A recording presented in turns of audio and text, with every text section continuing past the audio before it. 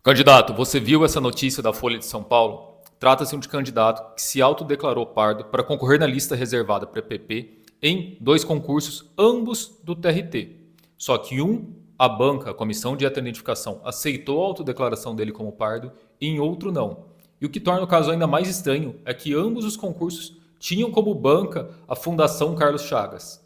E entre as sessões da Comissão de Identificação que avaliou a autodeclaração de candidato, teve um período de apenas 3 meses e meio. Recentemente ainda nós tivemos um caso envolvendo o concurso do Itamaraty, em que uma candidata que evidentemente tinha características fenotípicas pardas não teve a sua autodeclaração aceita e teve que ingressar com uma medida judicial. Essa é uma situação que nós vemos todos os dias aqui no escritório, em que candidatos que tiveram sua autodeclaração aceita em diversos concursos, até mesmo algumas vezes estão em um cargo público, em que ingressaram na lista reservada PPP, têm sua autodeclaração não aceita por alguma comissão de heteroidentificação sem maiores justificativas. Essa situação demonstra claramente três questões. Primeiro, a subjetividade das bancas da comissão de heteroidentificação.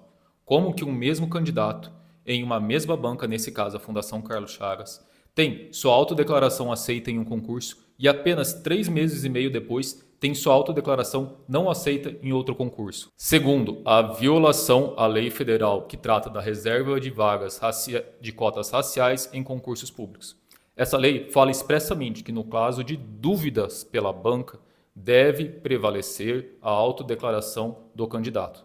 Ou seja, se a banca tiver alguma dúvida ali, quanto se o candidato se caracteriza como pardo ou não, deve prevalecer a autodeclaração dele, deve ser validada. E, nesse caso, em que o candidato é reconhecido em alguns concursos e não reconhecido em outros, há claramente uma situação de dúvida. Por isso, deveria prevalecer a autodeclaração do candidato. Terceira, há uma tendência das comissões de heteroidentificação de não aceitarem a autodeclaração do candidato pardo.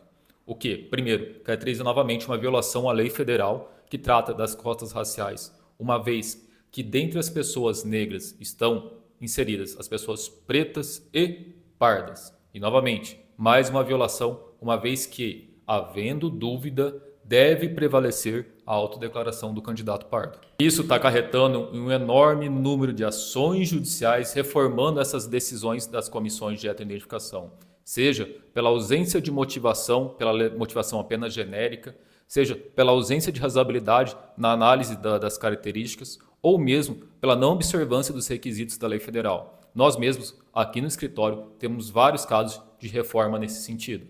Então, se você é um candidato pardo que está concorrendo em concursos na lista reservada PPP, a primeira dica que eu te deixo é: tenha um laudo dermatológico elaborado por um médico dermatologista atestando o seu tom de pele e as suas características fenotípicas como pardo. Isso é muito importante para afastar o caráter subjetivo na análise dessas questões.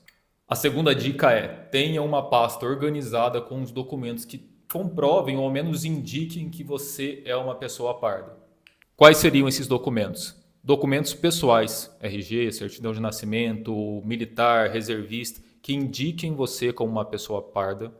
Aprovações em outros concursos ou vestibulares que reconheceram você como uma pessoa parda. Um laudo dermatológico, como nós afirmamos. Laudo antropológico é interessante também. Documentos dos seus pais que atestem que eles são pessoas pretas ou pardas. Fotos suas, fotos atuais, fotos de infância. Se atualmente, por exemplo, você tem o cabelo alisado, foto sua com o seu cabelo natural. E aqui você deve me perguntar: mas as bancas de concurso não aceitam esses outros documentos. Até no edital está previsto que vai ser analisado apenas características fenotípicas. Sim, mas eventualmente, se um dia você pretender ingressar com uma ação judicial, esses documentos vão ser levados em consideração judicialmente para análise do caso. Por isso, é interessante que você tenha isso organizado.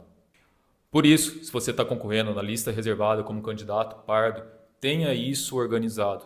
Não deixe que uma análise totalmente subjetiva e injusta te afaste da possibilidade de conseguir um cargo público.